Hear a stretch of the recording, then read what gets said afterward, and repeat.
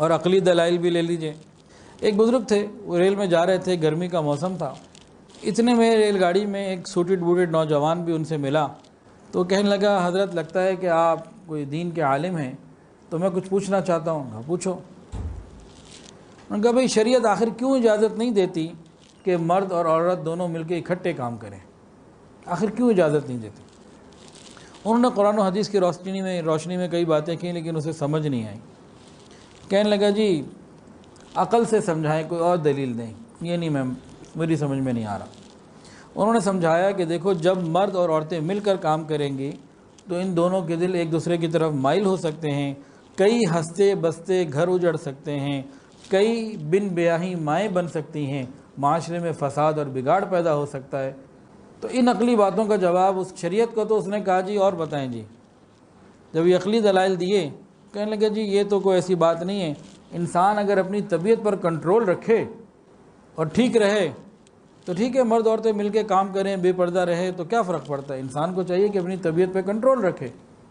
تو حضرت نے جب بات یہ دیکھی تو خاموش ہو گئے۔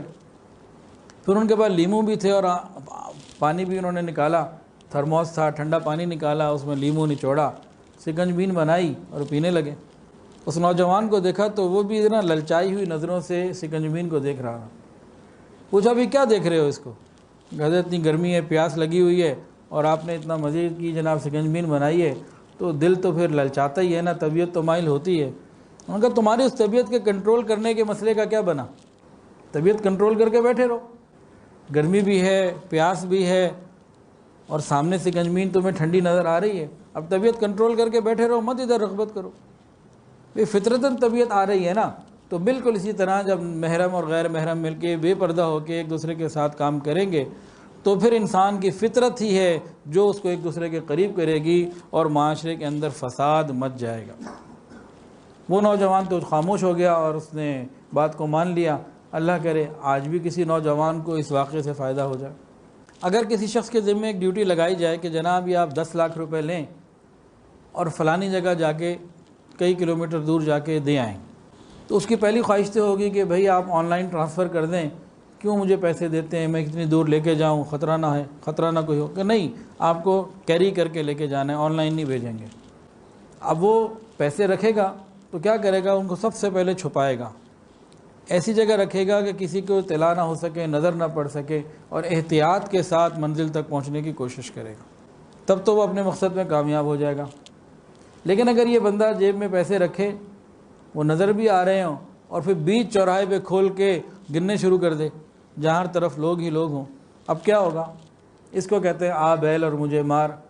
اب یہ منزل تک بحفاظت شاید نہ پہنچ سکے اور لٹنے کا پورا خطرہ موجود ہوگا، اور خود اس نے اپنا موقع دے دیا۔ بالکل اسی طرح اگر کوئی عورت گھر کے اندر چار دیواری میں رہے تو یہ محفوظ ہے، لیکن اگر اس کو بامر مجبوری ضرورت کے تحت نکلنا پڑے تو شرعی تقاضوں کے مطابق برقع پہن کے یہ باہر نکلے اور سیدھا اپنی منزل پہ جائے تو کوئی اس کے حسن کو، اس کے انداز کو، کپڑوں کو، بناؤ سنگھار کو نہیں دیکھ سکے گا۔ یہ تقریباً محفوظ اور مکمل محفوظ طریقے سے اپنی منزل پہ پہنچ جائے گی۔ لیکن اگر کوئی عورت خود ہی بے پردہ ہو اور ایسے انداز اور اطوار اور کردار اختیار کرے کہ لوگ خود بخود اس کی طرف متوجہ ہوں اور دیکھیں، یہ تو پھر وہی بات ہو گئی نا کہ چوک پہ کھڑے ہو کے پیسے گننے شروع کر دیے۔ تو اب معاملہ خطرے میں ہے۔ یاد رکھیں جو فیشنیبل لڑکیاں بے پردہ بن کر بازاروں میں گھومتی پھرتی ہیں، ان کے اغوا کے اور ان کے ساتھ مختلف الٹے سیدھے واقعات ہوتے ہیں اور ہم ان کو اخباروں میں، سوشل میڈیا میں دیکھتے سنتے رہتے ہیں۔ جو خود تماشا دکھا رہی ہوتی ہیں لوگوں کو، تماشا بن جایا کرتی ہیں۔